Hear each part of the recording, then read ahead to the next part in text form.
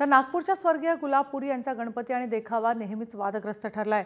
सामाजिक आणि राजकीय व्यवस्थेवर चीड आणणारा गणपती आणि देखाव्याच्या माध्यमातून अनेक वर्षांपासून साकारली जाते।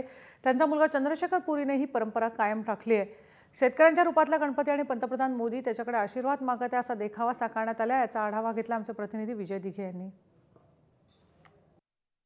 नागपुरातील पाचपावली परिसरात स्वर्गीय गुलाबपुरी जे आहे ते नेहमी गणपती बसवायचे आणि वादग्रस्त असा देखावा असायचा आणि पूर्णच्या पूर्ण देखावा जो आहे तो जेलमध्ये जायचा, कारण तो वादग्रस्त असायचा आणि दरवर्षी नेमकं कुठला विषय घेऊन हे जे गुलाबपुरी आहे ते गणपती बसवतात त्याच्याकडे सगळ्यांचं लक्ष असायचं। त्यांच्यानंतर त्यांचा मुलगा चंद्रशेखर पुरी जो आहे त्यांनी तो देखील याच प्रमाणात याच प्रकारचे देखाव त्यांनी देखील निर्माण केले। पण गेल्या 3 ते 4 वर्षांपासून असं होतं की जी प्रतिमा बसवली जाते ती पूर्ण दिवस राहते आणि वादग्रस्त ती ठरत नाही। मात्र यावेळेस देखील विषय आपण बघू शकतो तर अब्दुल कलाम आहेत, गणपती आहे खादी वस्त्रामध्ये, किया जनता का शोषण नाटक ना कर सकते, दाल रोटी प्याज का पोषण, आसाराम तो जेल गए, राधेमा अन्य भगवान के नाम पर बेवकूफ बनाया अब जेल के दरवाजे, असं एकंदरीतच राधेमा आसाराम बापू यांच्यावर भाष्य करणारी ही प्रतिमा आहे। सोबतच पंतप्रधानांची जी मन की बात आहे त्याच्यावर देखील गणेश जी के मन की बात नेक बनो अनेक बनो सच्चाई की राह पर चलो सपनों को हकीकत में बदलो, डॉक्टर अब्दुल कलाम यांचं वाक्य त्यांनी दिलेलं आहे।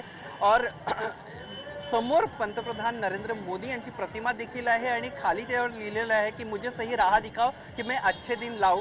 एक चांगला संदेश देखील देण्याचा प्रयत्न हा जो देखावा याच्या माध्यमातून करण्यात आलेला आहे। दरवर्षी वादग्रस्त ठरणारा असतो हा देखावा, मात्र यावर्षी देखील आता आणि जेव्हा हा देखावा मांडला जातो त्याच्यानंतर काही वेळातच पोलीस तो देखावा जप्त करत असतात। मात्र आता यावर साधा देखावा दिसतो कारण पंतप्रधान आहे याच्यामध्ये आणि सही राह अच्छे दिन की जी बात जी सर्व आम जनता करत होती, लोक करत होते आणि पंतप्रधानांनी जी ग्वाही दिली होती ते कुठेतरी हा संदेश देखील या देखाव्याच्या माध्यमातून चंद्रशेखर पुरी यांनी लोकांसमोर आणलेला आहे। सागर धोटकर सह विजय दिघे, जय महाराष्ट्र न्यूज नागपूर।